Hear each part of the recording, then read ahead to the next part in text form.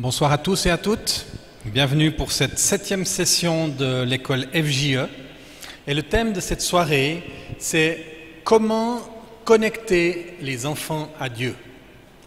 Je vous rappelle qu'on est en train de voir les 5 dimensions de la croissance de toute personne, finalement, pas seulement des enfants. On avait commencé par le fait de rejoindre, donc l'évangélisation des enfants. Maintenant, on est dans la 2e étape, comment connecter les enfants à Dieu. Et puis, dans les semaines qui viennent, on va aborder les 3 autres étapes. Comment intégrer les enfants dans la famille de Dieu, comment les entraîner pour devenir des disciples, et comment les libérer et les envoyer pour qu'ils prennent pleinement leur place dans l'œuvre du Seigneur, dès leur plus jeune âge. Tout d'abord, on aimerait aborder la dimension de la louange. Comment est-ce qu'on peut aider les enfants à vivre la louange ? Pas juste à chanter des chants. Vous vous souvenez, quand on parle des enfants, pour la louange, je vous avais montré certaines vidéos où on voyait des enfants qui adoraient avec leur cœur. Et puis, moi, pendant des années, c'est une dimension que je n'ai pas vue. C'est quelque chose que j'aspirais. Parce que moi-même, j'avais vécu des temps d'adoration particulièrement intenses où je sentais la présence de Dieu, je pouvais connecter avec la présence de Dieu. Enfin, quand je dis je sentais, ce n'est pas une question de ressentir d'abord, parce qu'on est un peuple de foi et on aime sans voir. On croit des choses qui ne sont pas encore visibles. Mais malgré tout, je crois qu'il y a une dimension de présence de Dieu manifestée qu'on peut expérimenter dans la louange alors qu'on connecte avec notre cœur avec le Seigneur et pas juste avec notre tête ou qu'on ne fait pas juste les choses de manière formelle. Moi, je ne voulais pas juste faire chanter les enfants, avoir une chorale, des enfants qui chantent, on apprend plusieurs voix. C'est quelque chose de très valable, mais mon appel, c'était connecter les enfants à Dieu.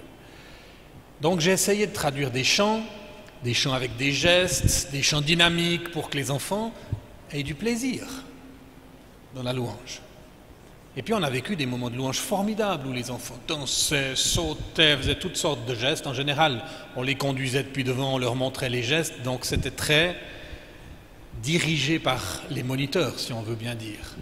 Ça venait pas forcément du cœur de l'enfant, c'était chaque enfant qui faisait les mêmes gestes parce que c'était comme ça qu'on enseignait les gestes. Et puis il restait une certaine frustration dans mon cœur. J'aspirais à plus. Et un jour, j'ai senti, alors que j'avais vécu moi-même un temps fort avec le Seigneur dans un moment de louange, j'ai senti que le Seigneur me posait cette question. Guy, pourquoi est-ce que tu as fait tous ces chants avec des gestes ? Pourquoi est-ce que tu prends des chants comme ça uniquement pour les enfants ? Puis j'ai réfléchi un peu, j'ai dit, Seigneur, c'est parce que j'ai pas envie que les enfants s'ennuient dans nos moments de louange. J'ai envie que ça soit adapté pour eux. Le Seigneur m'a posé une deuxième question. Guy, est-ce que ma présence est ennuyeuse ? Là, je dois vous avouer que je n'ai pas su comment répondre. Et ça m'a fait prendre conscience que peut-être parfois, dans nos moments de louange, on est dans une routine, une habitude, et il y a une absence de la présence manifestée de Dieu, parce que nos cœurs ne sont pas pleinement dedans. Dieu dit, vous me chercherez et vous me trouverez si vous me cherchez de tout votre cœur. Et des fois, dans notre louange, on n'est pas de tout notre cœur dans la louange. Mais on suit le programme du culte. Mais on n'est pas en train de chercher Dieu, d'aspirer à cette présence. David disait, comme une biche soupire après les courants d'eau, ainsi mon âme soupire après toi. Et quand il y a ce soupir dans nos cœurs, je pense que la présence de Dieu vient parce qu'elle sent un peuple qui a faim, qui a soif. Et je me suis demandé si parfois, je n'avais pas remplacé cette présence de Dieu par ma créativité. Des gestes, des actions, toutes sortes de choses qui sont sympas. Et j'ai rien contre, Mais ce n'est pas la finalité. Ça n'est pas la finalité. Dieu veut amener les enfants proches de son cœur. Et c'était un réel défi. Donc je me suis mis en route pour aller plus loin. Vous savez, le défi est le suivant. Dieu peut avoir mis un rêve dans nos cœurs, une aspiration. Et au bout de quelques années, si on ne voit pas les choses se passer au niveau où on les a rêvées, on a tendance à ajuster nos attentes, à les rabaisser, à les ajuster au niveau des réalités. On nous dit, il faut être réaliste, on ne peut pas attendre des enfants qui soient comme des adultes, on ne veut pas en faire des mini-adultes. Bon, il y a un côté vrai là-dedans, mais en même temps, ceux qui amènent une percée, ceux qui permettent d'entrer dans des choses nouvelles, c'est ceux qui persévèrent jusqu'à ce qu'ils entrent dans cette dimension qu'ils ont aspirée, qu'ils ont rêvée. C'est Joe Portali, un de nos pionniers de jeunesse en mission dans le monde francophone, qui partageait cette histoire. Quand il était jeune, son papa lui a demandé de venir l'aider à démonter un perron qui se trouvait devant une maison. Donc c'était du béton. Puis il lui a donné une grosse masse en disant « J'aimerais que tu tapes sur ce béton jusqu'à ce qu'il soit cassé puis qu'on puisse débarrasser ça. » Puis Joe a dit « Pas de problème. » Sur ses forces, il a soulevé la masse et il a tapé de toutes ses forces sur le béton. À sa grosse surprise, il y avait à peine une ébréchure, pas une seule marque. Alors il a soulevé une deuxième fois. À nouveau, pratiquement rien. Et il a dû taper 10 fois, 20 fois, 30 fois, 40 fois. Alors je ne sais plus le chiffre exact, mais vous comprenez la leçon derrière. Au 43e coup, tout d'un coup, il a entendu un bruit différent. Pah! Et tout le perron a été comme fissuré. Et après, il a fallu encore 2 ou 3 coups et il a pu enlever toutes les pierres. Qu'est-ce qui s'est passé? Chaque coup de masse qui a été donné a affecté la structure interne du béton. Mais ce n'est pas après le premier coup que tout a été cassé. L'accumulation de ces coups a petit à petit fragilisé le béton et à un moment donné, il y a eu la brèche, il y a eu la percée. Et après, il a suffi de quelques coups beaucoup moins forts pour pouvoir écarter les morceaux de pierre qui étaient là, les morceaux de béton. Je crois que c'est une leçon. Quand Dieu vous donne une vision, par exemple, les enfants peuvent adorer, persévérer jusqu'à ce que, pour qu'on soit de ceux qui héritent des promesses.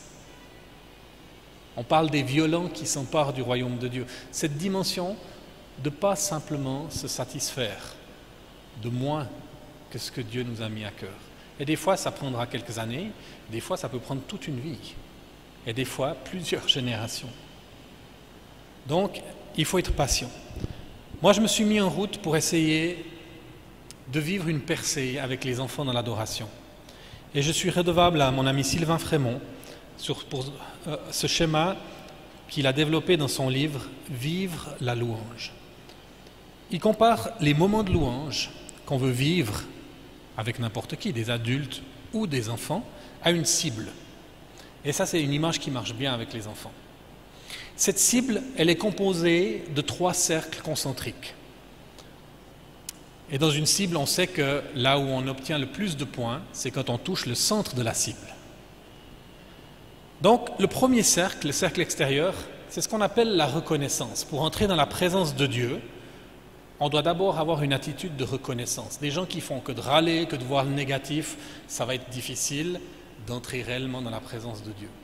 Et le psaume 100 nous dit « J'entrerai dans tes portes avec reconnaissance ». Donc la reconnaissance est cruciale pour entrer dans les portes du Seigneur. La deuxième étape, c'est la louange. La louange, si on regarde la définition du dictionnaire, c'est dire les mérites, les qualités d'une personne. Et la louange, elle n'est pas uniquement réservée à Dieu. On peut se louer les uns les autres. Paul écrivait aux Corinthiens et il leur disait « Je vous loue, Corinthiens, parce que… » Et puis, il leur faisait une liste de qualités. Des fois, en famille, on fait ce qu'on appelle un temps de louange horizontale, c'est-à-dire on se loue les uns les autres. On se verbalise les qualités, les choses qu'on apprécie les uns chez les autres, en essayant d'être plus spécifique que « Ah, t'es cool » ou « t'es sympa ». Et nos enfants, ils aiment ça parce que ça les construit à l'intérieur. Alors Dieu n'a pas besoin d'être construit ou d'être sécurisé par le fait qu'on puisse lui dire ses qualités. Il ne s'agit pas de ça. Le fruit de la louange, c'est que quand on prononce les qualités de Dieu, ce qu'on croit, alors ça les inscrit en nous. Et Dieu sait que la louange est importante pour pouvoir inscrire en nous son caractère, ses caractéristiques, sa nature. Donc on veut enseigner aux enfants à louer. Et la louange, ça veut dire qu'on passe de ce que Dieu fait, la reconnaissance, merci pour ce que tu nous donnes, merci pour tout ce que Dieu donne et fait, à qui Dieu est. Donc on se tourne vers celui qui donne, vers la personne de Dieu lui-même. Et on commence à lui dire ce qu'on apprécie chez lui. Et vous savez, les psaumes sont remplis de louanges. Et dans les psaumes, on voit toutes sortes d'expressions de louanges. Parce que la louange, ce n'est pas juste dire avec notre bouche. Un sacrifice de lèvres qui confesse son nom, selon Hébreux 13. La louange, c'est quelque chose qui engage tout notre être. On peut sauter, on peut danser, on peut crier, on peut lever les mains, on peut se prosterner. Toutes ces expressions de louange sont mentionnées dans les psaumes. Et des fois, dans nos églises, on est devenu un peu trop rigide, où c'est uniquement cérébral, c'est uniquement avec la bouche. Mais nos corps, ils restent comme ça passifs. Alors bon, on tape des mains, mais des fois quand on lève les mains, on se dit « qu'est-ce que mon voisin va penser ?» parce qu'on est encore très conscients les uns des autres. Et pour cette raison-là, on n'est pas encore au centre de la cible. Le centre de la cible, c'est ce qu'on appelle l'adoration. L'adoration, c'est quand on n'est plus conscient que de Dieu. Je lève les mains, mais je n'ai même pas réfléchi à ce que mon voisin allait penser. J'ai juste envie d'adorer Dieu, de lui dire mon amour, puis il y a tout mon être qui est impliqué là-dedans. Et vous savez, il y a une clé. Comme je dis aux enfants, c'est là que la présence de Dieu se trouve. Le psaume nous dit que Dieu siège au milieu des louanges de son peuple. C'est là vraiment, quand on est dans cette attitude d'adoration, que tout notre cœur est engagé, qu'on a quelque part accepté de plus se préoccuper des autres qui nous entourent, et que chacun a cette même attitude. Dieu voit cette soif. Comme je le disais, vous me chercherez de tout votre cœur. Non, vous me chercherez, vous me trouverez, et je me laisserai trouver par vous si vous me cherchez de tout votre cœur. C'est là où tout notre cœur est engagé. Et il y a un secret ici. Il y a comme une petite porte. Parce que quand Dieu voit qu'on est ici, dans cette position d'attente, de soupir après lui, Dieu ouvre la porte et il vient nous rencontrer. Et souvent dans ces moments d'adoration, ça peut être des moments où Dieu se révèle. Tout d'un coup, on pleure parce qu'on sent l'amour de Dieu d'une manière qu'on n'a jamais expérimenté auparavant, où on a un sens de la sainteté de Dieu, puis on est tous à genoux, et si on pouvait se cacher sous le carrelage, on le ferait, tellement on se sent indigne. Ou alors, il y a tout d'un coup le Saint-Esprit qui commence à guérir et à agir dans le cœur des gens. Ça, c'est le secret de l'adoration. Quand on apprend et qu'on apprend aux enfants à venir dans cette position, alors Dieu les rencontre. Vous vous souvenez quand je vous avais parlé de Matthieu 19, que Jésus avait dit « Laissez venir à moi les petits-enfants et ne les empêchez pas ». Quand les enfants finalement ont pu accéder à Jésus, Jésus ne les a pas fait asseoir pour leur raconter une histoire. Il les a pris sur ses genoux, il a posé sa main sur eux. Il y a eu un contact entre Jésus et les enfants. Et quand on amène les enfants là, on les amène quelque part à un contact direct avec Dieu. Mais c'est un apprentissage. Nous, dans notre école du dimanche, on avait enseigné aux enfants à adorer le Seigneur. Mais il a fallu une année pour qu'on voie spontanément les premiers enfants qui commencent à lever les mains, qui commencent à exprimer avec leur cœur et avec tout leur être, leur amour et leur reconnaissance. Pourquoi ? Parce qu'ils avaient tellement été moulés, ils avaient été tellement dressés, habitués à certaines attentes, à certaines possibilités, qu'ils étaient restés dans le cadre de ce qu'on attendait d'eux. Mais on peut élargir leur espace et petit à petit, ils prennent de l'envergure dans leur adoration. Personnellement, j'ai vécu une percée dans une conférence où on s'occupait des enfants à Yverdon en Suisse, qui s'appelait « Discerner les temps qui viennent ». Et puis on a eu une 60aine d'enfants qui sont venus, en parallèle de la conférence pour les adultes, des enfants normaux, des enfants comme ceux qu'on peut avoir. Ils sont venus parce que leurs parents ne voulaient pas les laisser tout seuls, puis ils étaient contents qu'il y ait un programme pour les enfants où on les posait à côté. Le premier jour, on a expliqué aux enfants cette image de la cible, ce que j'avais fait déjà plusieurs fois auparavant, mais sans réel succès. Et je ne sais pas ce qui s'est passé ce jour-là, mais les enfants ont commencé à adorer. Les enfants se sont mis à genoux, des enfants ont levé les mains. On voyait les enfants profondément impliqués, dans ce moment pour rencontrer Dieu et pas juste poursuivre le programme et chanter les chants qu'on leur demandait de chanter. Et ça m'a touché. Vous savez, on avait prié au début de cette conférence et on avait dit, Seigneur, qu'est-ce que tu aimerais qu'on fasse avec les enfants? Parce qu'on ne vient jamais avec un programme tout prêt, on va chercher auprès du Seigneur chaque fois ce qu'il aimerait faire. Notre désir, c'est d'amener sa présence, de canaliser sa présence. Et le Seigneur nous avait dit, louange, enseignement, temps de ministère, donc prière pour les besoins, pour les situations des enfants. Puis on a dit, Seigneur, il y a 2h30 tous les matins. Les enfants, ça va être un peu long et ennuyeux. Pourquoi? Parce qu'on avait notre habitude aussi. Et on n'avait pas cette habitude de voir Dieu agir au milieu de nous. On avait invité des orateurs qui étaient là pour les adultes, on les avait invités à venir une fois auprès des enfants aussi. On a eu des excellentes personnes qui sont venues, puis chaque fois c'était un petit défi, parce qu'ils n'ont pas l'habitude non plus de parler aux enfants. Ce jour-là, on avait Jean-Claude Chablot, qui est un pasteur bien connu et bien apprécié en Suisse. Et puis Jean-Claude, il avait un peu peur de ce moment, parce qu'il n'avait jamais vraiment parlé aux enfants. C'était plutôt sa femme. Alors le matin, quand il était encore au lit, il s'est tourné vers sa femme, il a dit « Chérie, tu veux pas aller à ma place ce matin? C'est plutôt ton truc, les enfants. » Puis sa femme, elle l'a regardé avec un sourire, elle a dit « Non, non, non, c'est très bien que tu y ailles, ça te fera du bien. » Et Jean-Claude, il est venu en se demandant bien ce qui allait se passer. Et il a vu ces enfants qui étaient dans l'adoration, qui étaient en train de lever les mains, qui étaient connectés avec le cœur de Dieu. Il est venu, on avait une petite pause où ils ont pu prendre un petit goûter. Et Jean-Claude s'est approché de moi, il m'a dit « Tu sais Guy, je t'avais déjà entendu parler de ça, mais je ne l'avais encore jamais vu. » Puis je l'ai regardé avec le sourire et je lui ai dit « Tu sais Jean-Claude, moi non plus. Ça fait tellement longtemps que je prie pour que ça se passe. » Et enfin, on a vécu cette percée. Tous les jours qui ont suivi, ça a continué. Le dimanche soir, on a dit « Seigneur, qu'est-ce que tu veux qu'on fasse ?» Et le Seigneur nous a dit « Soirée louange. Venez dans ma présence avec les enfants. » Et quand on va dans la présence de Dieu, il ne s'agit pas juste de chanter des chants, parce que quand on est là au centre de la cible, Dieu est là au milieu de nous d'une manière concrète, et on ne sait jamais ce qui va se passer. C'est pour ça que Dieu me posait la question, est-ce que ma présence est ennuyeuse? Non, c'est chaque fois une aventure. C'est chaque fois, on est dans l'expectative de ce qu'il va faire aujourd'hui.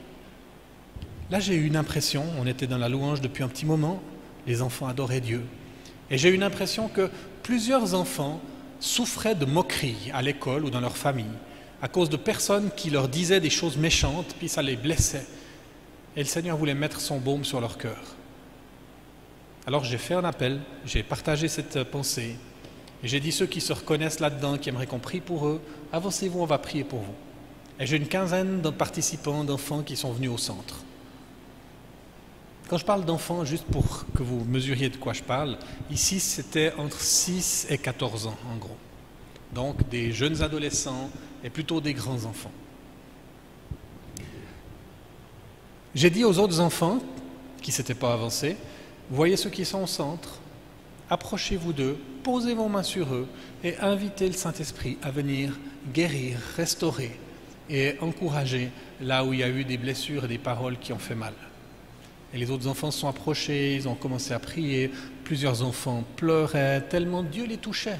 Il y avait une présence de Dieu qui était tellement bonne. Puis moi j'étais derrière mon piano et je conduisais toujours le moment de louange. Puis dans mon cœur, je priais, je dis Seigneur, on va où maintenant? Tu veux faire quoi maintenant? C'est ton moment, Seigneur. Et j'ai eu une autre pensée. Non seulement il y a des enfants qui souffrent de la moquerie, mais il y a des enfants qui se moquent. Et le Seigneur aimerait que ces enfants viennent demander pardon, parce que quelque part, ils ont donné leur langue au diable pour détruire, pour faire du mal, pour rabaisser, pour se moquer. Alors j'ai partagé ça, c'est une parole un peu sévère et dure, mais j'ai dit, il y a des moments dans la vie où Dieu nous demande de nous repentir. Repentir, ça veut dire se mettre d'accord avec la pensée de Dieu et choisir de se détourner de notre manière d'agir. Et c'est demander pardon publiquement. Donc j'ai invité les enfants qui se retrouvaient là-dedans à venir se mettre en colonne devant les 15 qui étaient au centre et qu'à tour de rôle, ils puissent exprimer à Dieu, demander pardon pour les personnes de qui ils se sont moqués, en citant le nom des personnes. Je voulais que les enfants soient très spécifiques. À ma grande surprise, quand j'ai invité ceux qui voulaient s'avancer, les 45 autres se sont mis en rang devant les 15 qui étaient au milieu. Certains enfants arrivaient à peine à parler tellement il y avait une conviction de péché. Ils sanglotaient. Et des fois, il y en a qui demandaient pardon parce qu'ils s'étaient moqués de quelqu'un, de leur frère par exemple, et le frère, il était au milieu. Donc je disais, bon, vous deux, vous devez discuter de comment vous allez fonctionner à la maison maintenant. Donc vous sortez, vous allez dans le couloir, et puis vous discutez, et vous demandez l'aide de Dieu, vous vous expliquez un peu plus clairement, et puis vous priez que Dieu vous conduise et vous aide à changer cette situation et cette manière d'être à la maison. Et il y a plusieurs groupes de deux, de frères, de sœurs qui sont sortis et qui sont allés s'expliquer, se demander pardon. On ne contrôlait rien. Il n'y avait pas à chaque fois un adulte pour s'assurer qu'ils fassent bien ce qu'on leur a demandé. Non, le Saint-Esprit était à l'œuvre. Le travail venait du cœur, pas d'un cadre extérieur. Et c'est ce qui se passe quand on apprend aux enfants à vivre cette présence de Dieu. Donc j'aimerais vous encourager dans vos églises, dans vos écoles du dimanche, à vraiment aider les enfants à s'approcher de Dieu et pas juste à les faire chanter. Des fois, je vais dans des églises, puis c'est toutes les chorales de l'église qui passent à tour de rôle. Alors maintenant, c'est les dames, maintenant, c'est les hommes, maintenant, c'est les jeunes, maintenant, c'est les enfants. Puis les enfants viennent, ils font leur chant, tout le monde tape, il y en a même qui filment avec leur smartphone, c'est chou, les enfants chantent. C'est pas de ça que je parle. Même si ça peut avoir une certaine validité, je parle d'aider les enfants à réellement connecter avec le cœur de Dieu. Une autre dimension où on va apprendre aux enfants à vraiment vivre quelque chose, c'est l'écoute de la voix de Dieu. Jésus a dit dans Jean 10 au verset 4, « Mes brebis me suivent, et elles me connaissent parce qu'elles entendent ma voix. » À partir de quand on peut être une brebis du Seigneur? À partir de quand on peut le suivre? Bien sûr, depuis tout petit. Dans Jérémie 33 au verset 3, le Seigneur nous dit « Invoque-moi et je te répondrai, je t'annoncerai des grandes choses, des choses cachées que tu ne connais pas. » Est-ce que c'est un verset qui est que pour les adultes? Non, c'est aussi pour les enfants qui veulent apprendre à écouter la voix de Dieu. La Bible nous dit que dans Job 33 au verset 14, Dieu parle cependant tantôt d'une manière, tantôt d'une autre, et l'on n'y prend point garde. Donc, quand j'enseigne aux enfants à écouter la voix de Dieu, j'essaye de leur donner une perspective très large. Dieu parle de multiples manières. J'ai un ami américain qui a écrit un livre sur l'écoute de la voix de Dieu, comment Dieu parle. Je crois que le titre c'est « Les 50 manières dont Dieu parle ». Je suis sûr qu'il y en a beaucoup plus que 50, mais dans son livre, il en a recensé 50 et il explique comment Dieu peut parler par ces différentes manières. J'en cite quelques-unes. Dieu peut parler par les circonstances. À un moment donné, quand j'étais jeune, j'ai senti que je devais faire une tournée missionnaire en été avec les fabricants de joie. Mais à l'époque, j'avais une piètre image de moi-même et je me sentais indigne, pas à la hauteur, pas assez bien pour pouvoir vivre ce temps avec ce ministère. Il y avait 3 tournées à l'époque, cet été-là. Il y en avait une qui était organisée au Canada, une autre qui était organisée en Roumanie, une autre qui était organisée en Israël. Alors, la spontanéité des enfants, un des petits gars, il a prié, il a dit « Moi, je crois que Dieu m'appelle à aller en Israël. » Parce que chaque fois que j'ouvre la Bible, c'est jamais marqué Canada, c'est jamais marqué Roumanie, mais c'est chaque fois marqué Israël. Bon. Lui, il a senti que Dieu lui parlait de cette manière-là. Moi, j'ai dit « Seigneur, je suis prêt à aller en Roumanie, mais je ne me sens pas à la hauteur. Est-ce que toi, tu veux que j'y aille ?» Je lui ai posé la question. Et je n'ai pas eu de réponse claire, une voix audible ou des choses comme ça. Par contre, le même soir, ma maman m'a téléphoné et puis elle m'a dit « Ah, tu sais quoi?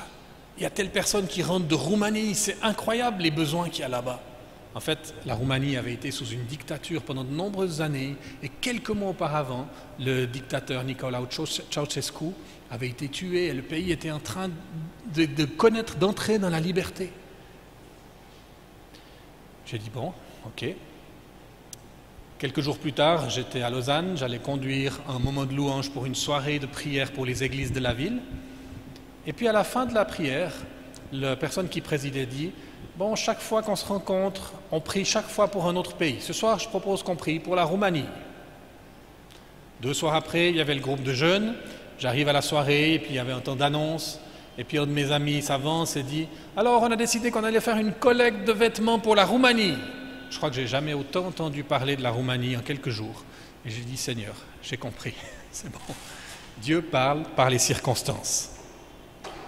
Ensuite, Dieu peut parler par des personnes, par un pasteur, dans un message. Je me souviens, à une époque où j'étais en train d'apprendre mécanicien, électronicien, mais j'aimais pas ça. J'étais pas doué non plus. Et j'avais qu'une idée, c'était tout quitter pour devenir missionnaire. Et j'étais dans un camp, et le pasteur qui prêchait, il a parlé du travail. Et puis, il a dit cette phrase très intéressante. Il a dit « Ne confondez pas un appel de Dieu avec un refus de la vie professionnelle. » Et là, ça a été comme une gifle. J'ai dit « Bon, Seigneur, j'ai compris. Alors donne-moi d'abord un métier que j'aime, que je puisse le pratiquer, puis qu'un jour je puisse le quitter pour toi. Si c'est ce que tu me demandes. » Dieu peut parler par des personnes, ça peut être nos parents, ça peut être nos enfants, ça peut être des amis, ça peut être une personne avec qui on parle comme ça à un moment donné par hasard, et puis dans ce que la personne dit, il y a quelque chose qui nous frappe. Dieu peut utiliser ces personnes, même quand ce n'est pas des chrétiens. Dieu peut utiliser des personnes pour nous parler d'un certain domaine. Dieu peut nous parler par la nature. Romains 1 nous dit que la nature, la création autour de nous, elle démontre quel est le caractère de Dieu. Moi, je me souviens une fois où je suis rentré chez moi, dans la ferme de mes parents, quand j'étais adolescent. Puis je me suis couché dans la cour de la ferme et j'ai contemplé les étoiles. Et j'avais plein de versets qui me passaient par la tête. Tu les as toutes créées, tu les connais toutes par leur nom. À un moment donné, j'ai ce verset qui est venu. L'univers entier ne peut contenir sa gloire. Et ça m'a frappé. J'ai dit, waouh, Seigneur, c'est tellement grand, tu es tellement grand. Et puis, j'ai eu une impression qui m'a frappé. Comme si Dieu me disait, tu sais Guy, toi tu es impressionné par la grandeur de l'univers. Moi, je suis impressionné par la place que tu me laisses dans ton cœur. Je me suis dit, waouh, Dieu et moi, on n'est pas impressionnés par les mêmes choses. On peut impressionner Dieu par la place qu'on lui laisse dans nos vies. Dieu peut parler par la prophétie, ou ses dérivés, la parole de connaissance, la parole de sagesse. Dieu utilise une personne qui nous donne une parole très spécifique,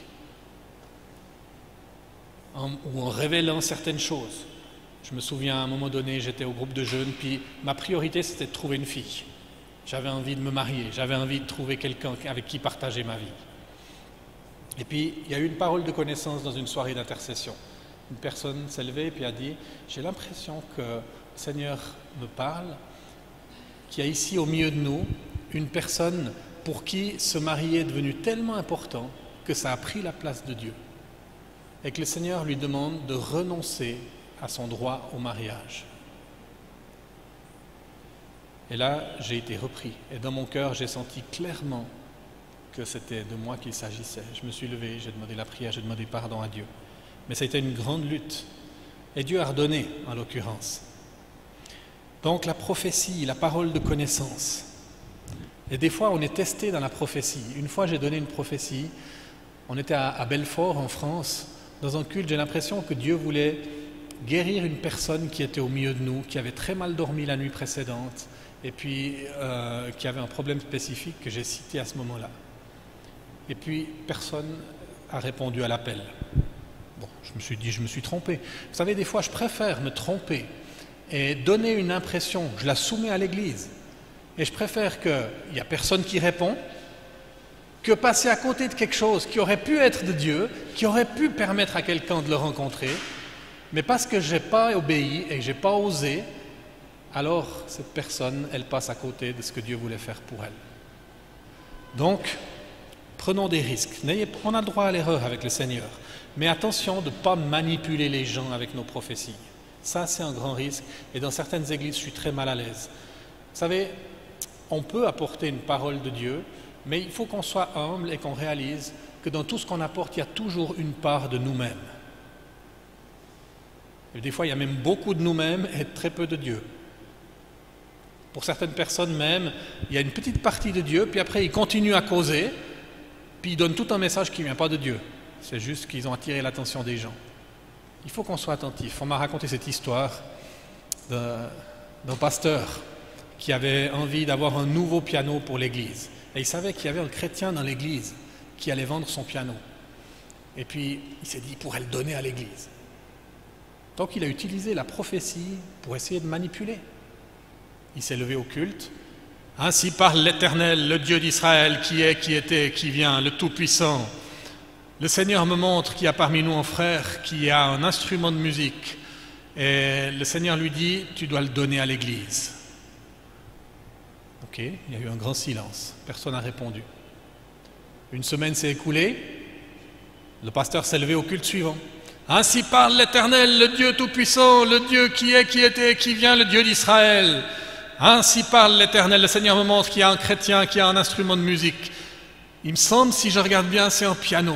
Et ce chrétien résiste à ce que le Saint-Esprit lui demande de le donner à l'église. Personne n'a répondu. Troisième semaine, il se relève à nouveau. Et il commence. Ainsi parle l'Éternel, le Dieu d'Israël, qui est, qui était, qui vient.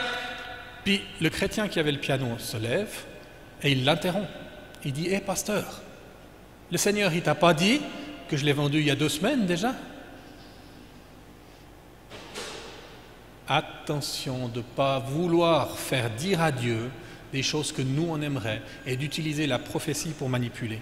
À cause d'excès et de ces éléments humains, beaucoup de gens et d'églises entières se sont fermés à quelque chose qui est censé être une bénédiction pour le corps de Christ. Parce qu'en Corinthiens 14 nous dit que la prophétie, elle édifie, elle exhorte, elle console, et on a besoin de ça.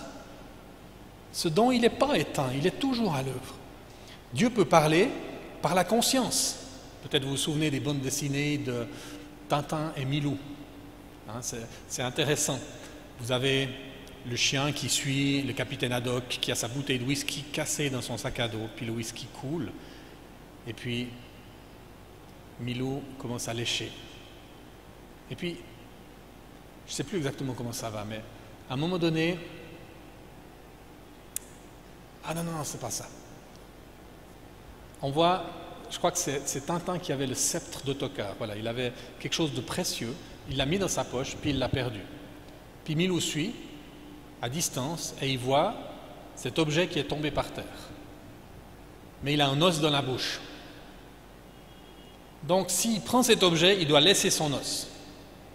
Et il sent ce combat.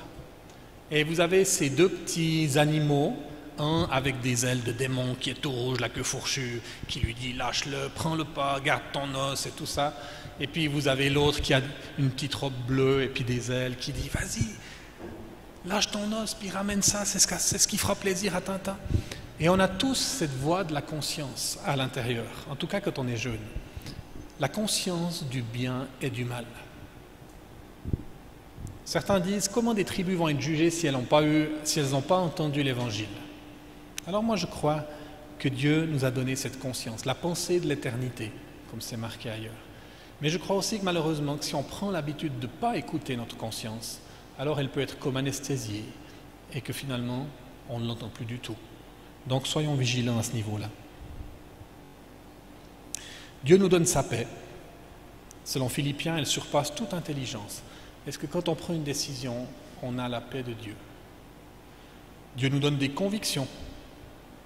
Des fois, on sent qu'on doit faire quelque chose ou qu'on doit aller trouver une personne. C'est quelque chose en nous qui nous pousse dans une direction. Puis Dieu peut nous parler par sa petite voix dans notre cœur. Bien sûr, il y a plein d'autres manières, mais j'en cite quelques-unes. Ce que, dans les rois, on appelle le murmure doux et léger. Et c'est cette dimension-là où on essaye d'éduquer les enfants dans l'écoute de la voix de Dieu, reconnaître comment Dieu parle aussi dans nos cœurs. Alors comment est-ce qu'on s'y prend? On a en fait une approche qui a été développée par Joy Dawson à Jeunesse en Mission. Joy est une prophétesse qu'on a dans la mission et qui a développé toute une approche de l'intercession et de l'écoute de Dieu. Et puis elle nous encourage, quand on veut écouter la voix de Dieu et aider les enfants à écouter la voix de Dieu, à suivre une marche à suivre toute simple, des étapes de préparation toutes simples. La première, c'est de s'arrêter devant Dieu. Le psaume 46, 11 nous dit « Arrêtez et sachez que je suis Dieu. Je domine sur les nations, sur la terre. » Si on veut prendre du temps pour écouter, arrêtons-nous. Faisons silence en nous. Concentrons-nous sur le Seigneur. Et dans le monde d'aujourd'hui, qui est un monde au rythme effréné, où on a les activités qui se succèdent, des fois on n'entend simplement pas le Seigneur parce qu'on est tout le temps en train de courir dans tous les sens. Prenons une pause, arrêtons-nous. Ensuite, on explique aux enfants qu'on a toutes sortes de pensées qui peuvent nous passer dans la tête et que ces pensées, elles peuvent venir de 3 sources différentes. Il peut y avoir des pensées qui viennent du diable, par exemple, t'es nul, t'es moche, t'es con, t'arriveras jamais, des choses qui nous écrasent, qui nous descendent, qui nous détruisent. Il peut y avoir des pensées humaines, nos propres pensées. Je me demande ce qu'il y aura à manger ce soir.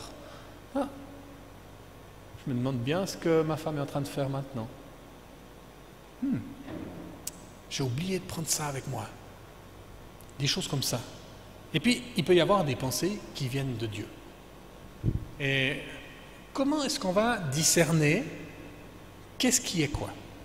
Alors, la deuxième étape de préparation à l'écoute de Dieu, c'est de faire taire les pensées qui viennent du diable, faire taire les pensées de l'ennemi. Jacques 4 au verset 7 nous dit « Soumettez-vous donc à Dieu, résistez au diable, et il fuira loin de vous. » Donc, il y a cette soumission volontaire. Seigneur, je veux t'écouter toi, et je ne veux pas écouter l'ennemi. Au nom de Jésus, je prends autorité sur toute pensée qui pourrait venir de l'ennemi, et je lui ordonne de partir loin de moi. Troisième étape, je gère mes propres pensées et je les fais taire. On essaie d'illustrer ça pour les enfants en disant qu'on les ligote. On prend une corde, puis ça c'est nos pensées, puis on les attache, puis elles ne peuvent plus bouger, elles peuvent plus se manifester, puis on les bâillonne aussi pour qu'elles ne puissent plus nous parler. Ça, c'est gérer nos propres pensées. Et on se base sur 2 Corinthiens 10 au verset 5. Nous renversons les raisonnements et toute hauteur qui s'élève contre la connaissance de Dieu, et nous amenons toute pensée captive à l'obéissance de Christ. Donc nous prions, Seigneur, j'attache mes propres pensées et je leur ordonne de se soumettre au Saint-Esprit. Ce n'est pas elle que je veux écouter maintenant. Je veux, Seigneur, te demander de venir régner sur mes pensées et que tu fasses taire tout ce qui ne vient pas de toi au nom de Jésus. Ensuite, 4e étape, nous invitons le Saint-Esprit à nous parler.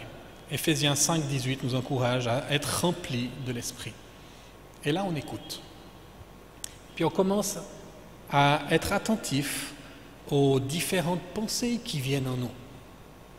Et le Seigneur nous parle de cette manière-là, de manière toute simple. Des fois, on n'a pas l'impression que c'est Dieu. Mais beaucoup de gens luttent et doutent et disent « Moi, Dieu ne me parle pas » parce que leur attente, c'était d'avoir une main qui va écrire en lettres de feu sur le mur ou une voix audible « Ainsi parle l'Éternel » qui fait qu'il n'y a plus de doute. Mais on est dans l'ère de la foi, où la foi, c'est l'assurance des choses qu'on espère, la certitude de celles qu'on ne voit pas. Donc, à un moment donné, ces choses, on les saisit par la foi et on agit sur cette foi. Et c'est après coup qu'on se dit « Ah waouh, c'était vraiment Dieu qui m'a parlé ». Une fois, ça m'est arrivé d'aller à un endroit, dans une ville, de prendre dans ma voiture une jeune femme que j'avais l'impression que je devais rencontrer, avec une écharpe rouge, une veste noire, et puis j'avais l'impression qu'elle voulait se suicider. Est-ce que c'est Dieu, est-ce que c'est moi? On a toujours ce genre de questions. Alors je l'ai prise dans la voiture, puis à un moment donné, je lui ai dit, écoutez, est-ce que par hasard, vous n'auriez pas envie de vous suicider? Bon, je n'ai pas été comme ça, j'ai été un peu plus petit à petit, progressif, et j'ai vu la bouche de la jeune femme. Comment vous pouvez savoir? Enfin, je suis en train de vous demander de m'amener chez mon père qui a un pistolet dans son tiroir, et j'aimerais me tirer une balle dans la tête parce que j'en ai assez de la vie. J'ai vu que c'était Dieu, mais avant, j'avais aucune idée que c'était Dieu. J'étais en train d'aller au bout de ma folie quelque part. On était en train de faire un exercice qu'on appelait à l'époque évangélisation par la révélation. Et aujourd'hui, beaucoup de gens appellent ça la chasse au trésor. Dieu nous conduit. Mais la parole de Dieu, il faut l'éprouver. Et c'est quand on agit sur la foi qu'on va se dire « Ah ouais, c'était Dieu. Ah ben non, c'était pas Dieu. » Et je préfère me tromper plutôt que de passer à côté de quelque chose que Dieu aimerait faire. C'est une attitude qui est importante. j'aimerais dire quelque chose par rapport au doute. Des fois, on a fait tout ce processus, puis après, on a une pensée qui nous passe par la tête. Puis on dit, oh, ça c'est pas de Dieu. Ça veut dire que tout ce qu'on a prié, on a prié avec incrédulité. On a demandé que ce ne soit pas nos pensées, on a demandé que ce ne soit pas les pensées de l'ennemi, puis dès qu'on a quelque chose qui vient, on se dit, oh, ça doit être l'ennemi ou ça doit être moi. Mais est-ce qu'on croit vraiment à ce qu'on a prié? Et on essaye d'enseigner aux enfants, d'agir sur leur foi et de croire aux prières qu'ils font et à l'autorité des prières qu'ils font. La première fois que j'ai appris à écouter la voix de Dieu, c'était dans un camp, avec notre groupe de jeunes. On a eu un orateur de jeunesse en mission qui nous a fait passer par ce processus. Puis après, il nous a dit, maintenant, écoutez quelles pensées le Seigneur va vous mettre à cœur. Puis après, vous les partagez. Alors moi, j'ai suivi le processus, je me suis arrêté devant Dieu, je me suis posé, je me suis concentré sur sa présence. Après, j'ai ordonné à mes propres pensées d'être rendues silencieuses, j'ai résisté à l'ennemi, j'ai invité le Saint-Esprit et j'ai commencé à être à l'écoute de qu'est-ce qui passait dans ma tête. Et vous savez, des fois, c'est comme une pensée furtive qui passe comme ça. Si on ne l'attrape pas, elle disparaît. Là, j'ai eu une image qui est venue. C'était l'image d'un poisson, puis le poisson était pourri. Je me suis dit, ouais, non, quand même, ça c'est n'importe quoi. Au même moment, j'entends l'orateur qui dit, même si vous avez l'impression que c'est n'importe quoi, dites-le s'il vous plaît. J'ai dit, bon, je vais le dire alors. Moi, j'ai l'image d'un poisson pourri. Je me suis levé, il y avait une centaine de personnes là. Et au moment où je disais ça, je voyais mon poisson pourri, puis il se pourrissait de plus en plus. Et puis je rajoute, puis il se pourrit de plus en plus. Tout le monde a éclaté de rire. En fait, c'était un moment super drôle parce que plusieurs ont partagé des images, une cage ouverte, une voiture qui vole. Enfin, ça allait dans tous les sens. Et moi, dans ma tête, je me disais, mais on est en train de nous enseigner que tout ce qui nous passe par la tête vient de Dieu, c'est n'importe quoi. Mais l'orateur avait l'air content. À la fin de ce temps, il est venu devant, puis il a dit, ok, qui c'est qui a été touché par une des paroles qui étaient données? Il y a plusieurs mains qui se sont levées. Ça m'a déjà surpris, ça. Alors, levez-vous, et puis dites-nous quelle parole vous a touché. La première personne qui se lève, prend le micro et dit, moi c'est le poisson pourri. Et moi j'étais là, je me disais, mais non, c'est pas possible, c'est n'importe quoi. Et le gars a dit, c'est le poisson pourri parce que ça me fait penser à ma vie. Ma vie, elle est pourrie, puis en fait, elle se pourrit de plus en plus. Et ce soir-là, il s'est converti. Et souvent, quand on commence dans l'écoute de la voix de Dieu, Dieu nous teste par des choses qui nous semblent un petit peu aberrantes ou un petit peu à côté. Et nos enfants, on peut les entraîner dans l'écoute de la voix de Dieu. On va vous mettre à disposition un signet que vous pouvez faire avec les enfants. Vous pouvez le photocopier, vous le trouverez sur la page Facebook. Et puis, vous pouvez le plastifier, le découper, vous faites une photocopie recto-verso. Comme ça, les enfants peuvent le mettre dans leur Bible, là où ils en sont. Et puis, quand ils veulent prendre un moment pour écouter Dieu, alors ils peuvent suivre tout ce qui est écrit ici. Maintenant, je veux ajouter quelque chose dans les manières dont Dieu parle.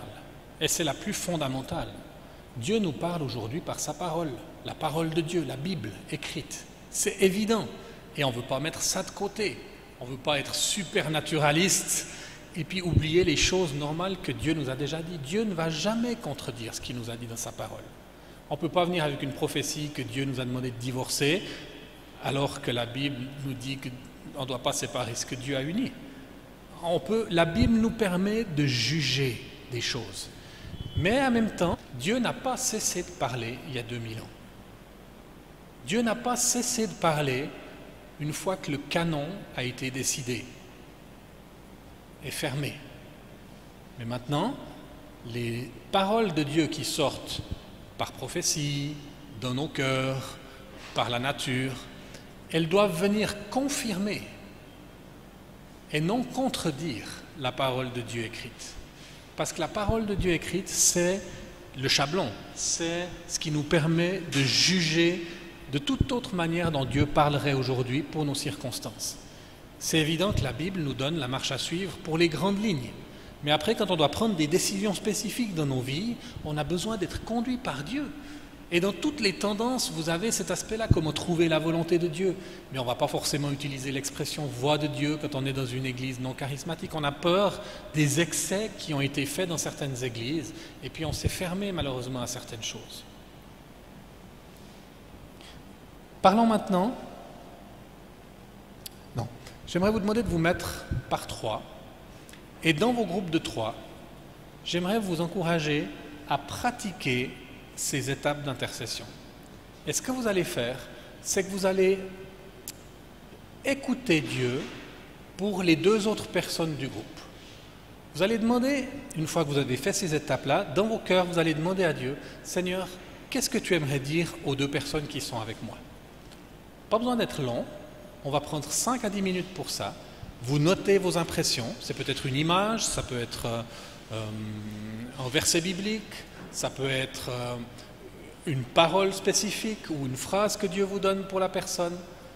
Vous notez ça et après, quand vous avez pris 5 minutes d'écoute, vous vous partagez ces impressions reçues. Mais vous les soumettez. On est toujours là en train de soumettre des impressions et pas de les imposer comme si on était convaincu que Dieu parle complètement à travers nous. Ensuite, ça va être là. Voilà, ça a été. Vous avez reçu des choses encourageantes. Gloire à Dieu. On aimerait maintenant aborder la dimension de la vie de l'Esprit. Comment est-ce que nous conduisons les enfants dans la vie du Saint-Esprit?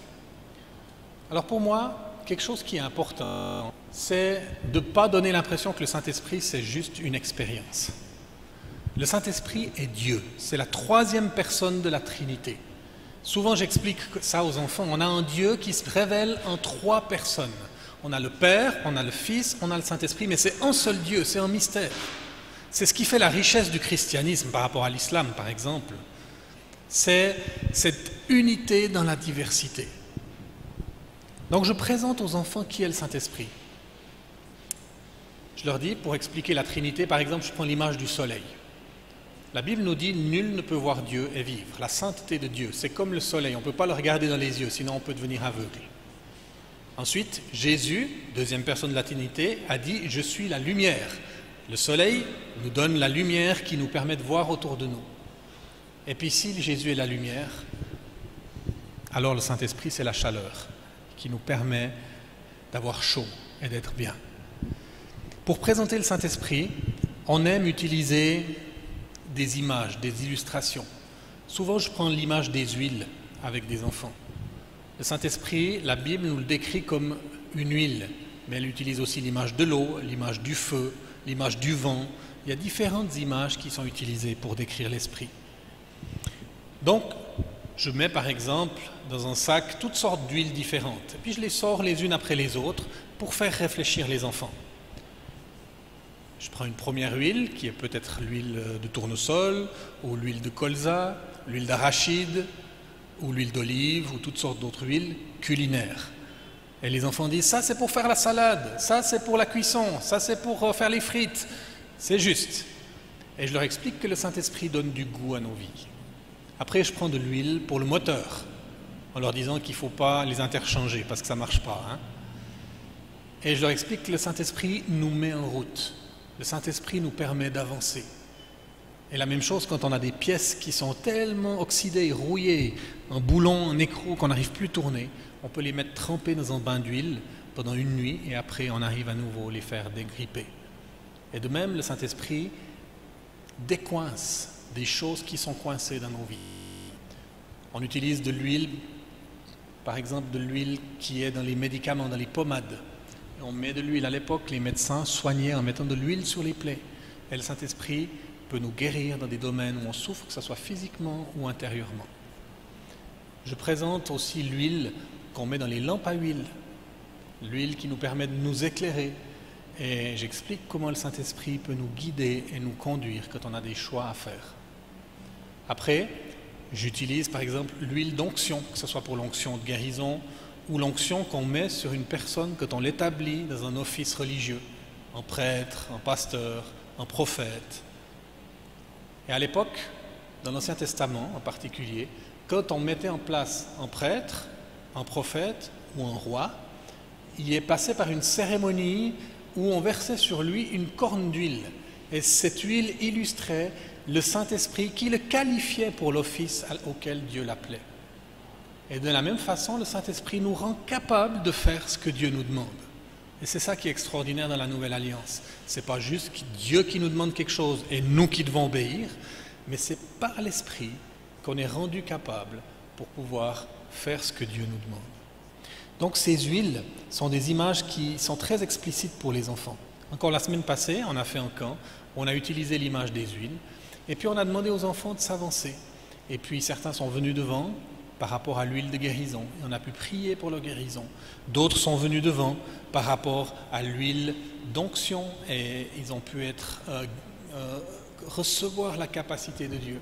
D'autres sont venus devant pour l'huile qui les met en route ou qui leur donne du goût parce qu'ils réalisent que leur vie chrétienne est fade et puis que les gens peut-être trouvent rien de spécial dans leur vie. Et on a eu tellement de témoignages d'enfants, mais même d'adultes qui étaient là, qui sont avancés aussi et qui ont dit « J'ai été rempli du Saint-Esprit. Le Saint-Esprit m'a visité, le Saint-Esprit m'a touché. » On explique aux enfants comment on reçoit le Saint-Esprit. Parce que des fois, on ne sait pas toujours. Ce que je veux dire aux enfants, c'est d'abord le Saint-Esprit se reçoit par la foi. On n'a pas besoin de ressentir quelque chose. Quand j'ai reçu le Saint-Esprit, j'ai rien ressenti du tout. Déjà, je crois que le Saint-Esprit était en moi à partir du moment où je me suis converti. Parce que nul ne peut dire Jésus est Seigneur si ce n'est par l'Esprit de Dieu. Mais après, j'ai voulu être rempli du Saint-Esprit. La Bible nous dit, soyez remplis de l'Esprit, c'est qu'il y a la possibilité de ne pas l'être. Je ne sais pas quelle est votre théologie. Je sais que dans les églises pentecôtisantes, on parle d'une deuxième expérience. Dans les églises plus évangéliques classiques, on dit le Saint-Esprit est là dès la conversion. Moi, je me suis converti dans une église classique qui m'a mis en garde contre les églises pentecôtisantes. Et puis après, j'étais très fermé quand je suis arrivé dans certains milieux. Mais c'est le Seigneur qui a dû me tranquilliser. Et il m'a montré que, en fait, les apôtres ont reçu le Saint-Esprit à plusieurs reprises, si j'utilise cette manière de parler. Donc Jésus a soufflé sur eux, il a dit « Recevez le Saint-Esprit ». Puis après, quand il est monté au ciel, quelques jours plus tard, le jour de la Pentecôte, le Saint-Esprit est descendu sur eux. Acte 2.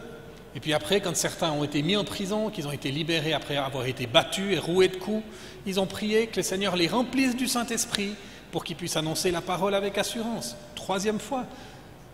Donc, le problème, ce n'est pas tellement le langage qu'on utilise. La Bible nous encourage à être remplis. Et en fait, quand elle dit « soyez remplis du Saint-Esprit », le verbe qui est utilisé est au présent continu. Donc la véritable traduction, c'est « soyez continuellement en train d'être remplis du Saint-Esprit ». Donc, être rempli, c'est une attitude constante. Et Moody, qui parlait par rapport au Saint-Esprit, l'évangéliste, à un moment donné, on lui a fait la remarque. On lui dit « mais le Saint-Esprit, c'est une personne, c'est pas un liquide qu'on doit faire le plein comme pour une voiture ».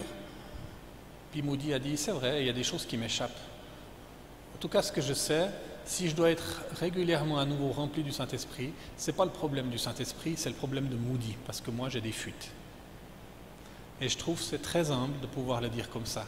On a tendance à reprendre la place qu'on avait donnée au Saint-Esprit. Alors ce qui se passe exactement, je n'ai pas la prétention de pouvoir l'expliquer et savoir, mais je sais qu'il y a plusieurs moments où le Saint-Esprit m'a rencontré. Et on peut être renouvelé dans la dimension du Saint-Esprit, quelle que soit notre théologie et notre arrière-plan. Donc ce que j'explique aux enfants, c'est que ce n'est pas les manifestations qui vont attester que tu as reçu le Saint-Esprit. Moi, j'ai absolument rien ressenti. Quand j'ai reçu le Saint-Esprit, c'était dans un week-end où on m'a proposé de prier pour moi. Au début, j'étais fermé parce que j'étais sûr de l'avoir déjà. Et puis petit à petit, je me suis ouvert, puis je me suis dit, mais finalement, qu'est-ce que j'ai à perdre? J'ai tout à gagner. Si je reçois une dimension de plus dans ma vie qui m'aide à continuer d'avancer, volontiers. Et on a prié pour moi. Et puis, on m'a dit, c'est bon, tu as reçu le Saint-Esprit. J'ai dit, ah bon, j'ai rien senti. Puis on m'a dit, mais tu n'as pas besoin de sentir. En fait, on s'appuie sur la promesse que Dieu nous dit dans Luc 11 au verset 13.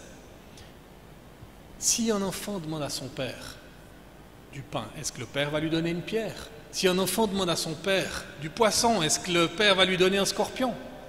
De même, si méchant comme vous l'êtes, vous savez donner des bonnes choses à vos enfants, à combien plus forte raison Notre Père qui est dans les cieux donnera-t-il le Saint-Esprit à ceux qui le lui demandent? Donc, on explique aux enfants qu'on reçoit le Saint-Esprit parce qu'on l'a demandé au Père, pas parce qu'on a ressenti quelque chose. Et puis après, on est tous différents. Il y a des gens qui ressentent, il y a des gens qui ne ressentent pas beaucoup. Moi, je ne suis pas un grand sentimentaliste. Donc, c'est rare que je ressente des choses quand je suis avec Dieu ou quand je vis des choses avec Dieu. Souvent, je les prends par la foi et je dis, ok, on a prié, tu as promis que tu le faisais, alors je crois que tu l'as fait, merci Seigneur. Mais parfois, il y a des manifestations et on ne doit pas en avoir peur. Et on ne doit pas enseigner aux enfants à avoir peur. Il y a des enfants qui pleurent, il y a des enfants qui sentent une chaleur qui descend sur eux, il y a des enfants qui tombent par terre, il y a des enfants qui commencent à trembler. N'ayons pas peur et ne mettons pas en boîte le Saint-Esprit et accueillons ce que le Saint-Esprit fait, mais ne comparons pas notre niveau de spiritualité en fonction des expériences. Ceux qui vivent une expérience ou qui ressentent quelque chose ne sont pas plus spirituels que ceux qui ne ressentent rien. Et en fait, des fois, ils sont même désavantagés parce qu'ils commencent à prendre l'habitude que pour pouvoir avoir une assurance avec Dieu, ils doivent sentir quelque chose. Et s'ils ne sentent rien, alors c'est que leur expérience n'a pas été valide. Et ça, c'est un piège, de s'appuyer sur ses émotions et son ressenti, alors que Dieu nous demande de marcher par la foi. Donc, important. Il y a plusieurs façons de prier pour les enfants. On peut faire un appel après avoir enseigné, et on prie pour ceux qui font une démarche. J'aimerais recevoir le Saint-Esprit. On peut proposer, s'il y a beaucoup de monde en particulier, de tous entrer dans la louange et l'adoration, d'aller au centre de la cible, et puis d'inviter les enfants à demander à Dieu le Saint-Esprit. Et chacun vit personnellement alors qu'on est dans la louange et l'adoration, et il connecte personnellement avec Dieu. C'est intéressant parce que ça les aide à ne pas dépendre de quelqu'un d'extérieur qui serait le médiateur ou le vecteur de communication du Saint-Esprit. C'est Dieu qui envoie l'Esprit, c'est Dieu qui donne l'Esprit. Ce n'est pas l'orateur qui a l'onction pour communiquer l'Esprit. Et des fois, on a développé ça de manière un petit peu trop forte dans certaines églises. Et on invite les gens à dépendre des gens davantage que de Dieu lui-même. Ensuite, on peut demander aux gens de prier en petits groupes, à tour de rôle. Vous pouvez même demander aux enfants de prier les uns pour les autres, et de prier pour que le Saint-Esprit vienne. Des fois, le Saint-Esprit vient par imposition des mains, des fois, le Saint-Esprit vient simplement, directement dans la louange, quand on est connecté avec Dieu dans la prière. Je n'encourage pas forcément à prier pour tout le monde. Pendant longtemps dans nos camps, on aimait prier pour que nos participants reçoivent le Saint-Esprit. Et puis, on était des bons vendeurs. On présentait le Saint-Esprit avec tellement d'enthousiasme. Qui ne veut pas le recevoir après un bon message? Mais ce qu'on était frustré, c'est que des fois, des enfants avaient vécu quelque chose de fort, ils avaient reçu le Saint-Esprit dans un camp, puis 2 semaines après, ils étaient exactement la même chose qu'avant. Tout était retombé. Puis on s'est dit, Seigneur, il y a quand même une différence entre ce qu'on lit dans ta parole et puis ce qu'on voit. Pourquoi est-ce que c'est tellement léger, c'est tellement à court terme? Et puis, on a eu une impression. Le Saint-Esprit, la venue de l'Esprit, si vous regardez la chronologie du Nouveau Testament, elle passe par plusieurs étapes. D'abord, il y a la croix. Enfin, d'abord, il y a l'incarnation. Il y a la croix, la résurrection et il y a la venue de l'Esprit. Et j'ai réalisé que des fois, je proposais le Saint-Esprit à des enfants, à des adolescents qui n'avaient pas passé par la croix ou par la résurrection. Ils étaient encore imbus d'eux-mêmes, ils étaient encore pleins de leurs idées, ils étaient pleins de leurs projets, de leurs idoles. Ils n'avaient pas passé par la croix. La vie nouvelle ne s'était pas encore développée en eux. Puis moi, je leur proposais d'être remplis du Saint-Esprit. Mais il n'y a plus beaucoup de place pour le Saint-Esprit, vu qu'il y a déjà tellement d'autres choses qui prennent la place. Et ce que le Seigneur m'a montré, c'était l'image d'une douche. Une fois, je suis allé faire un week-end quelque part et j'ai oublié ma serviette de bain. Donc quand j'ai voulu me doucher, j'ai réalisé que je n'avais pas de serviette. Mais comme il faisait chaud, j'ai pris ma douche et puis en 5 minutes, j'étais sec. Et certains des enfants ont pris pour eux et en 5 minutes, ils sont secs. C'est comme s'ils ont pris une douche du Saint-Esprit. Alors que la Bible nous parle davantage de l'idée d'un baptême dans le Saint-Esprit, d'être plongé, immergé dans le Saint-Esprit. Et si vous voulez, on va prendre une image qu'un orateur a utilisée une fois, c'est celle des cornichons au vinaigre. Un vieux texte grec a été retrouvé, je ne me souviens plus de l'auteur, qui donne la définition, qui donne la recette des cornichons au vinaigre à l'époque des Grecs. C'est plaisanté. Et il y a deux verbes qui sont utilisés dedans, qui dérivent du baptême, du mot baptême. Bapto et baptizo. Et bapto, c'est quand tu prends un cornichon, tu le trempes dans le vinaigre et tu le ressors. Donc le vinaigre n'a pas le temps de pénétrer la chair du légume. Donc le cornichon est humidifié de vinaigre, mais le vinaigre ne l'a pas pleinement pénétré. Baptizo, c'est quand tu prends le cornichon et tu le mets au fond du pot et tu le laisses pendant plusieurs semaines et le vinaigre imbibe complètement le légume. C'est la différence. Et ce qu'on veut encourager, c'est nos enfants qu'ils soient baptizo et pas juste bapto. Donc, ne leur proposons pas une expérience comme si le Saint-Esprit était un article au supermarché chrétien. Après, quand tu as vécu ça, c'est bon, tu passes à autre chose.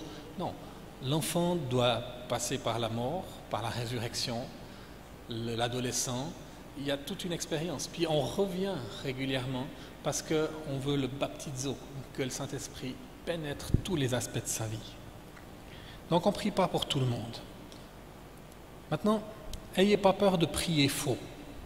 Le Saint-Esprit connaît le cœur de l'enfant. Si vous n'avez pas la bonne expression, pas le bon mot et tout ça, je crois que le Seigneur n'est pas limité par les termes qu'on utilise. Le Saint-Esprit connaît le cœur de l'enfant. Et si un enfant s'avance, on ne va pas juger ou retenir l'enfant en disant « Ah non, toi, il me semble que tu n'es pas encore prêt. Toi, il me semble que c'est prématuré. » On donne quelques paroles claires pour que l'enfant soit clairement situé où il en est. Et je dis toujours aux enfants, le Saint-Esprit, ce n'est pas juste pour nous faire guili-guili. Ce n'est pas juste pour qu'on se sente mieux dans notre peau. Le Saint-Esprit, il nous est donné pour faire de nous des disciples, pour faire de nous des témoins. Acte 1 nous dit, vous recevrez une puissance, le Saint-Esprit survenant sur vous, et vous serez mes témoins. Donc ceux qui veulent suivre Jésus à fond, être ses disciples et devenir des témoins, vous aurez besoin du Saint-Esprit. Demandez-le. Demandez-le. Et les disciples, ce n'était pas le distributeur automatique. C'est pas, ils ont demandé, le Saint-Esprit était là, c'est bon. Ils ont dû le chercher pendant 7 jours. Leur cœur était préparé. Il y avait une soif, il y avait une attitude de recherche, de soupir, d'aspiration, jusqu'à ce que... Et 1 semaine, ils l'ont cherché. Donc, l'enfant peut être rempli du Saint-Esprit. Mais ne rendons pas l'expérience tellement facile qu'on leur fait croire qu'une simple douche, qu'une simple petite expérience correspond à l'expérience biblique que le Seigneur nous invite à vivre quand on est rempli du Saint-Esprit. Ensuite, la vie de l'Esprit, elle a plusieurs éléments. On peut développer toute une école de ministère où on apprend aux enfants à grandir dans les dimensions de cette vie de l'Esprit. Bien sûr, le Saint-Esprit d'abord porte du fruit dans notre vie. Et le principal fruit, c'est le caractère de Jésus en nous. Des fois, des églises disent, la preuve du Saint-Esprit dans la vie d'une personne, c'est que la personne parle en langue. Alors je peux vous dire qu'il y a des gens qui parlent en langue, mais qui sont super charnels. Alors que Galates 6 nous dit, Galates 5, 22, nous dit, le fruit de l'Esprit, c'est l'amour, la paix, la joie, la bonté, la douceur, la maîtrise de soi. Donc le caractère de Jésus qui se développe dans nos vies. Si vous voulez voir si une personne est remplie du Saint-Esprit, regardez le fruit et pas juste le don. C'est intéressant. Il y a 9 fruits dans la Bible, dans Galates 5, 22. Il y a 9 dons dans 1 Corinthiens 12. Et une colombe, elle a 2 ailes qui ont chacune 9 plumes. Donc, n'isolons pas ou n'opposons pas les fruits et les dons. Dans 1 Corinthiens 14, au verset 1, on a ce verset où Paul encourage les Corinthiens à aspirer au don du Saint-Esprit. Aspirer au don spirituel. Des fois, des gens, dans certaines églises, disent « Moi, je suis ouvert, si Dieu veut me donner un don, il peut me le donner, je suis ouvert. » Je ne crois pas que Dieu donne dans ces conditions-là. Ce que Dieu attend de nous, c'est une aspiration. Comme un aspirateur. Quand vous aspirez, la poussière, elle est avalée, elle vient, elle est attirée par ce tuyau. Parce qu'il y a cet air qui aspire vers l'intérieur. Est-ce que le Seigneur trouve cette aspiration dans nos cœurs ou est-ce qu'on a juste une disponibilité mais que finalement on est passif à l'intérieur? aspirer aux dons spirituels. Les dons d'écoute, c'est les prioritaires parce que ceux-là, ils sont en bénédiction et ils sont pour l'édification de tout le corps. Parole de connaissance, parole de sagesse, prophétie. Mais aussi le parler en langue. J'aime conduire des enfants dans le parler en langue. C'est souvent le premier don que Dieu donne quand on aspire au don spirituel, parce que c'est un don où on est obligé de soumettre notre intelligence. Et je sais qu'il y a aussi tout plein de doctrines par là. Mais je peux vous dire une chose, le parler en langue c'est bon. Celui qui parle en langue s'édifie lui-même. C'est pour notre édification personnelle dans la prière, dans notre prière personnelle. Quand on ne sait plus comment prier pour des choses, le parler en langue, ça nous donne de prier quelque chose que Dieu comprend directement. C'est comme une connexion directe. On prie par obéissance. Et puis, Paul disait aussi, je bénis Dieu de ce que je parle en langue plus que vous tous. Donc, il privilégiait la prophétie quand il était en communauté, mais dans sa vie personnelle avec le Seigneur, il pratiquait ce don du parler en langue encore beaucoup plus que ceux qui militaient pour lui, parce qu'il en connaissait la richesse.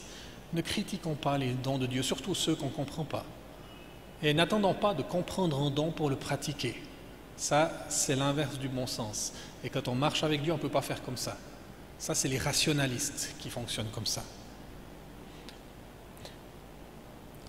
À l'enfant, on essaye d'expliquer à la fois.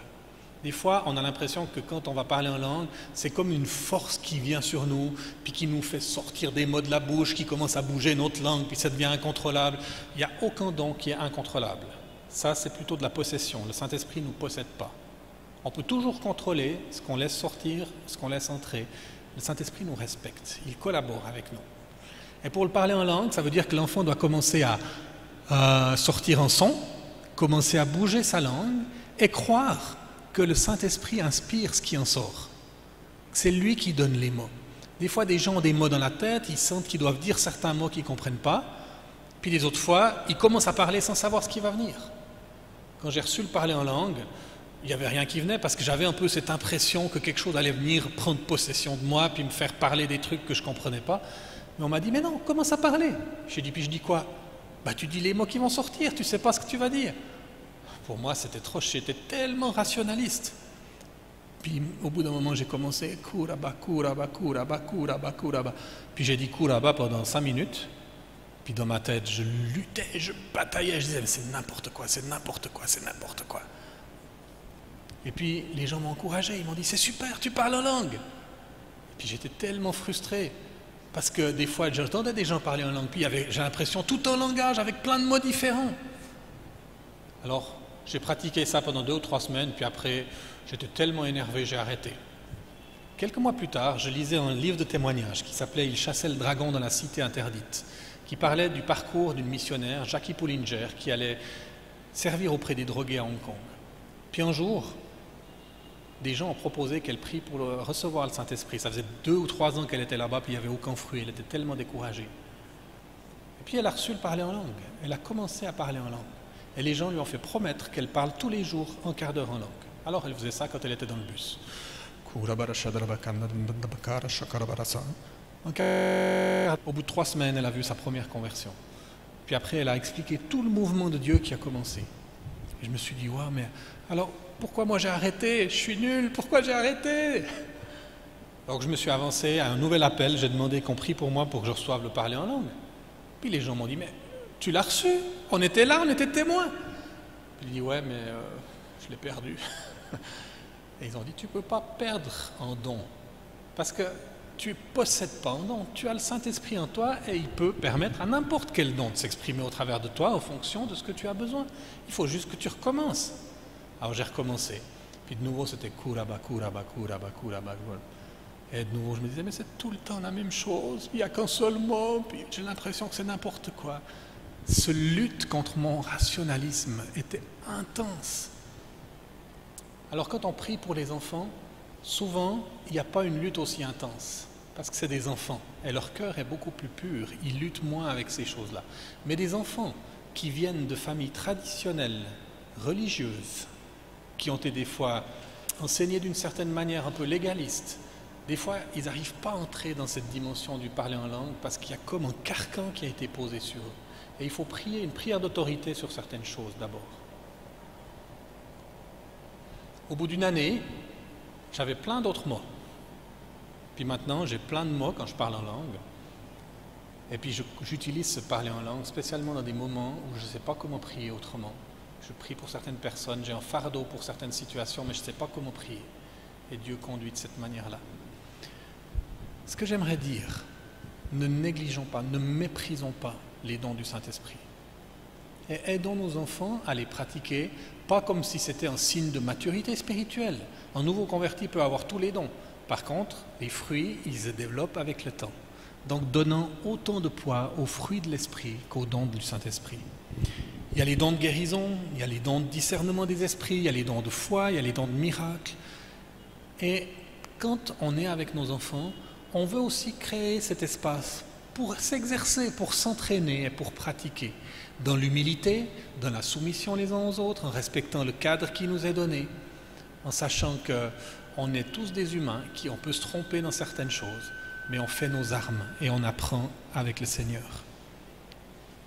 Je me souviens, on a fait un camp et une soirée on disait « Seigneur, qu'est-ce que tu aimerais qu'on fasse ce soir ?» En général, on recevait un thème, on préparait un message sur le thème, puis après on prêchait, puis après on priait pour ceux qui étaient touchés. Et ce soir-là, le Seigneur ne nous a pas donné de thème. Il nous a dit « J'aimerais, au début de la soirée, que vous vous approchiez de moi avec les enfants et qu'ensemble, vous me demandiez ce que je veux faire. Et je vais parler par les enfants. » On était surpris, nous on aime avoir tout qui est prêt, savoir où on va. Donc là, on était un peu désécurisés. Et puis, on s'est retrouvés au début de la soirée, on a expliqué aux enfants, on a fait les étapes de préparation pour écouter Dieu, puis on s'est mis à l'écoute. Et il y a quelques pensées qui sont sorties. On a fait le tour après du cercle des enfants. On était quoi, une vingtaine, une petite vingtaine. Et puis chaque enfant a donné une impression. Enfin, pas tous les enfants ont parlé, parce que ce n'est pas automatique que chacun reçoive quelque chose chaque fois. Et puis on les libère complètement par rapport à ça. Mais un enfant a dit, Apocalypse 3, 20, « Voici, je me tiens à la porte et je frappe. Si quelqu'un entend ma voix, vous connaissez ce verset. » Et quand il a dit ça, j'ai été surpris parce qu'on avait déjà fait un appel à la conversion plus tôt dans le camp. Je me suis dit, bon, c'est un peu de la répétition. Seigneur, on va où? Qu'est-ce qu'on fait ce soir? Mais après, j'avais noté toutes les paroles et j'ai fait une récapitulation. Et quand j'ai cité ce verset, j'ai dit peut-être qu'il y en a au milieu de nous qui réalisent, après cette semaine, qu'ils ne sont pas encore convertis, qui ont besoin de donner leur vie au Seigneur, de laisser entrer dans leur vie, qui ont besoin peut-être de demander pardon pour des choses concrètes et de faire une véritable démarche de repentance. À ce moment-là, il y a un petit gars qui se lève, 9 ans, « C'est moi !» Et il vient au milieu. Je dis quoi, c'est moi? Ben c'est moi. Avec tout ce qu'on a vu, tout ce qu'on a vécu cette semaine, je réalise que je suis tellement loin de Dieu. Et puis je veux me convertir pour de vrai. Je veux devenir un vrai chrétien. Je veux que Jésus soit mon Seigneur. Après, il y a un autre qui se lève. Moi aussi. Un troisième, moi aussi. Ils se sont retrouvés à 3. Ils se sont mis à genoux au centre. On les a accompagnés dans la prière. Ils ont donné pleinement leur vie au Seigneur. Et c'est les enfants qui ont reçu ce qu'on devait faire. Et quand on commence à faire confiance que les enfants peuvent recevoir des choses de Dieu, alors on commence à vivre des choses de ce genre-là. Mais des fois, il faut peser ce qui vient de l'enfant.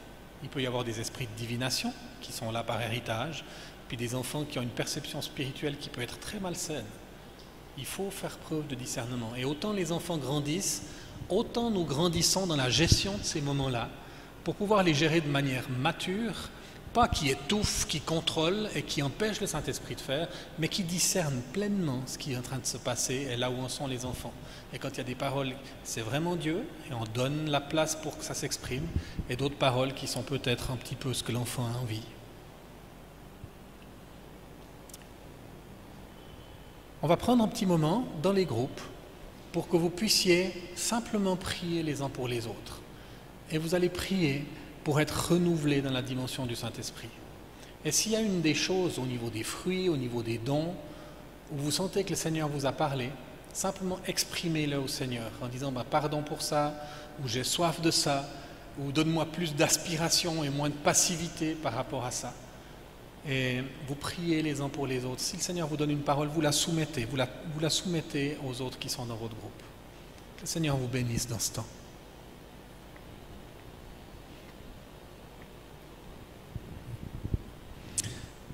Voilà, c'était un bon temps. Gloire à Dieu.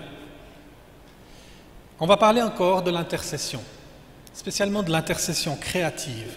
Parce qu'avec les enfants, il faut que l'intercession soit quelque chose qui n'est pas boring en anglais, qui n'est pas ennuyeux. Les longs moments où on fait que de parler, puis l'enfant déconnecte. La créativité, c'est un moyen, pas un but. Vous vous souvenez de ce que j'ai dit sur la louange quelques temps plus tôt, hein? J'avais l'impression qu'en fait, j'avais fait de ma créativité dans les chants l'objectif en soi. Et en fait, c'est devenu un obstacle parce que les enfants pouvaient aller plus loin, mais je m'étais arrêté à ça. La même chose, des fois on fait de l'intercession créative, et puis en fait, sur 5 minutes de prière, il y a 4 minutes de jeu où tout le monde rigole, et puis 30 minutes de déplacement, puis finalement on prie 30 secondes.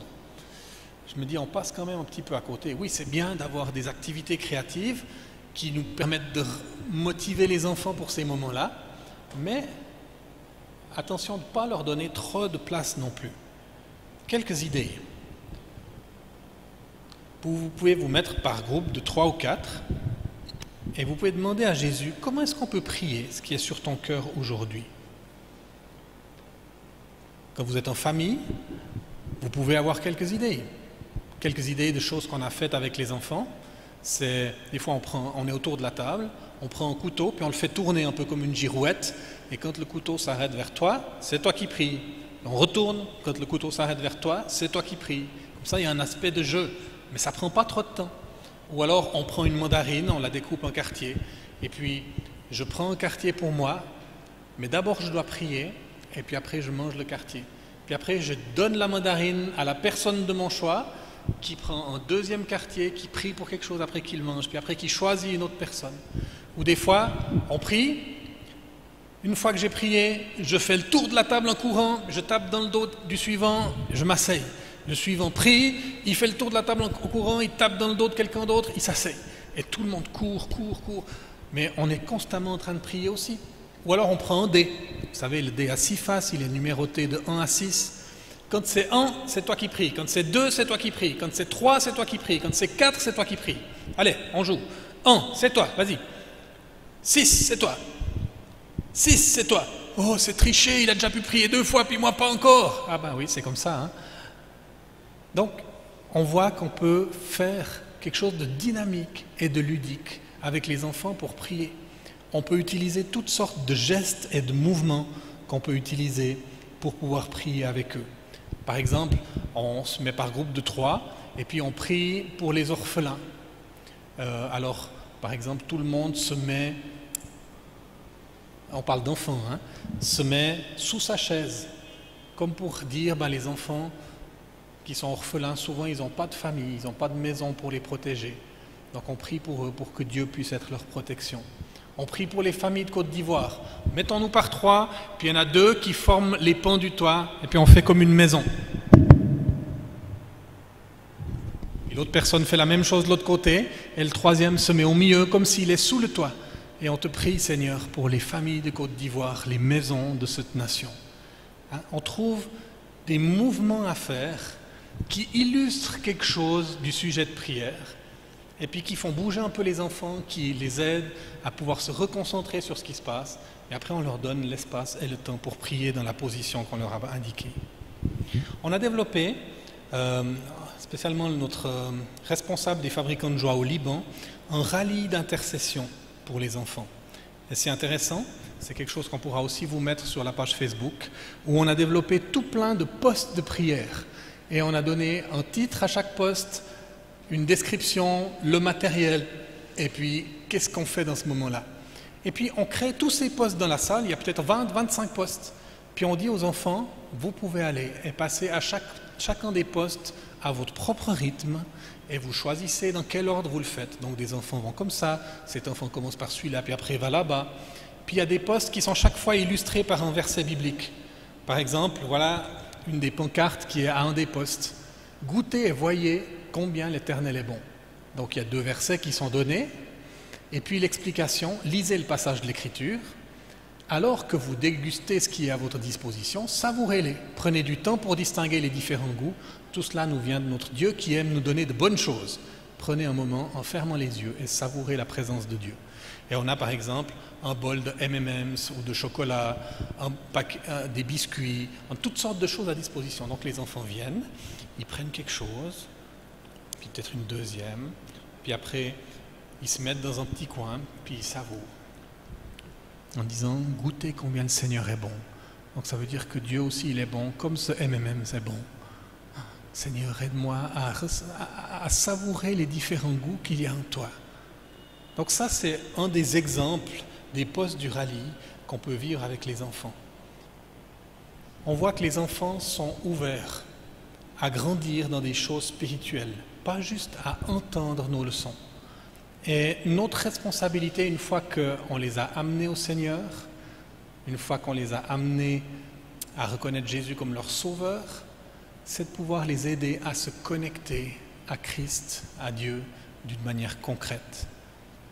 J'aimerais vous encourager à tester certaines de ces choses dans votre école du dimanche, dans votre ministère auprès des enfants, dans la semaine qui vient, et puis à créer de plus en plus des espaces où Jésus peut rencontrer les enfants et les enfants peuvent rencontrer Jésus. Bien sûr, tout ce que je dis ne vient pas enlever la validité des leçons et des théories et des choses qu'on enseigne aux enfants. Nos enfants ont besoin d'informations, ils ont besoin de comprendre des choses. Mais la vie de foi ne s'arrête pas à ça. Soyez bénis et que le Seigneur vous encourage. Je veux juste prier pour conclure. Seigneur, nous te remercions parce que tu es un Dieu qui ne nous invite pas juste à entendre des choses sur toi, mais à te connaître d'une manière éprouvée. Et j'aimerais te demander que tu fasses de nous des gens qui ne maintiennent pas les enfants à distance, mais qui savent s'enlever du chemin pour apprendre aux enfants à venir jusqu'à toi. Faites-nous des connecteurs. Aide-nous à connecter les enfants à toi. Aide-nous à créer ces espaces de rencontre entre toi et les enfants. Seigneur, j'ai partagé plusieurs choses cet après-midi. Et peut-être qu'il y en a qui correspondront à certaines églises ou à certaines personnes, d'autres pas. Encore une fois, aide-nous à examiner toutes choses et à retenir ce qui est bon. Et à nous mettre à ton écoute pour recevoir tes idées pour notre propre contexte. Seigneur, je bénis chaque personne qui a entendu tout cela. Et j'aimerais prier que tu fasses ton œuvre dans leur cœur d'abord, pour qu'après ils puissent emmener les enfants dans les mêmes dimensions, au nom de Jésus.